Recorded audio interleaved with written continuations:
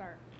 Why is it required to give an address before you speak? Can you speak into the mic? Why are you required to give an address when you speak? When you write it on the sheet of paper, is there a reason? It's part of Chapter 2. It's written as in ordinance form. Could they just say the ward that they live in? Would that be sufficient? I'm sorry? Could they just identify what ward they live in the city, and as long as we have the address on file if necessary? Well, I think part of it is that it is in Chapter 2, and also if staff needs to contact that particular person and all we have is a ward, sometimes it's not easy to track citizens down. But if they filled out the sheet, they put their address on the sheet, so you do have it for that. That could be true, yeah. So it'd be okay if she just identifies what ward maybe this time? Is it written in the chapter that at the public hearing they have to state their name, or is that just... At a public hearing, they would have to, but at this, yes. I'm sorry, citizens' comment. This is not a public hearing, okay. so...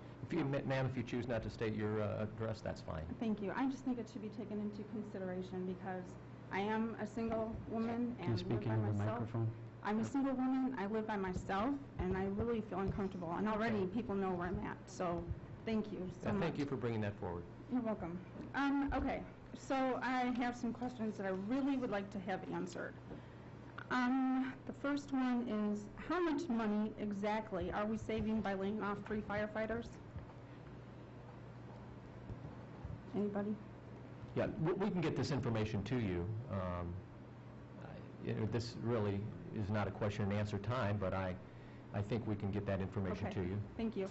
And why is it, now this may be addressed at the next part of this because I know you're addressing NIU's contract, and again, maybe you can answer it then. Why is the money from NIU going back to the general fund? The money for... The contract? The contract money. Okay, that would be another question we will answer for you. Okay, thank you. And regarding the wellness program, I have a question about this. The wellness program covers various things that I don't have in front of me, and it was signed September 8th of 2008. A single coverage for the wellness program is $250. Family coverage is $500. So I read that under this program, no longer are mammograms covered or dental cleanings or checkups, as well as the health club membership. So it says that it's in addition to the wellness program benefit. How does that work? We can find out. I don't have the answers personally on that. That's an HR issue that we could certainly find answers for. Okay. Because it seems to me that that's almost like a double benefit that I don't really understand. And there is no deductible on the wellness program. So someone could get, like, I don't remember exactly what is covered under the wellness program. Someone could use that benefit, which is fine, but then they could also do an additional benefit of the health club membership. Mammograms are covered under insurance. You can get your dental cleanings and things like that covered under insurance. The health club membership is not covered under insurance. So I'm not really sure why that's in addition to the wellness program. Then I have another question about pay increases. People have been complaining about the fire department getting a 4% increase, which they've also held off, and you all know that. However, some people started making questions about the fire department's increases and going to the website, finding out exactly what they do make. So I decided to do a little research. I'm really concerned about this. There's a 2009 management pay plan that, in the first step, it's a 16.75 first-year increment, followed then by 2%. Now, the title of this plan is the 2% pay plan, which sounds all great and fine until you find out it's 16.75 the first year. Who gets that kind of increase? And then people are complaining about the fire department when they had an initial 5% increase in 2007, which was a contract signed by you, and then after that it's 4% thereafter. So I'm really concerned because you're making, and not necessarily any one of you per se, we are making the fire department look bad based off of what they've offered, and I don't agree with that. In addition, Mr. Bernanke gets money back from paying 20% of the health insurance premium. I discussed this earlier. So basically, he's getting money back, and it's almost like a pay raise. Now, he's taking a pay freeze. The pay freeze amount is not equivalent of what the fire department was giving you in return. So, I don't understand why that hasn't come into question. I understand that we need to do some differences and changes on health insurance premiums. They're out of control for everyone. But that in itself is a pay increase. It's a pay raise. Whether or not you're going to look at it that way, that's exactly what it is.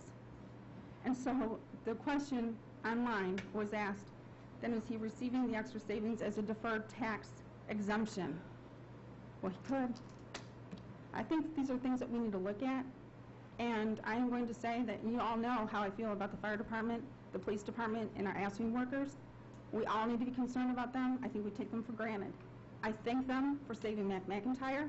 I thank them for saving Midwest Ortho. I thank them for, there was just another recent one, I can't even recall now, but we need to look at this instead of saying, we're going to lay off 3 firefighters because you do not take a pay freeze, which is a threat. What's going to happen when we don't balance the budget? Because it's not going to get balanced. It's not. You all know that. They all know that. Why on earth would they agree to that? We've got to figure out other ways to save. That means going through the budget, finding where we can cut. There has to be places to cut. And I'm sorry, regarding the health insurance issue, none of you should be receiving health insurance. None of you. That doesn't make Katie, any sense to I don't me. get any health insurance through the city of DeKalb.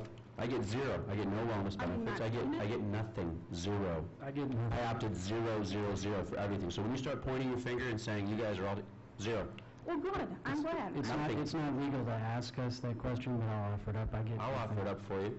But the others might, but that's their Okay, personal let's business. talk about that then. I'm taking the health insurance, so what?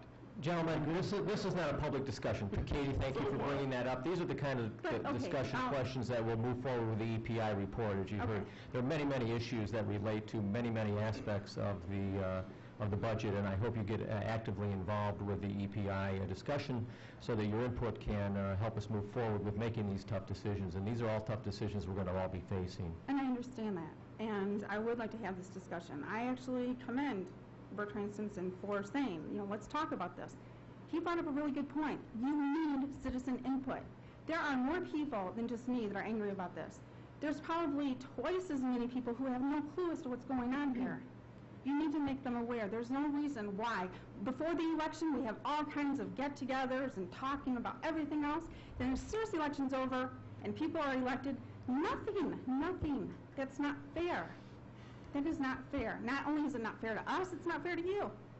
You think you know what we think. You think you know what we want. You don't. You don't.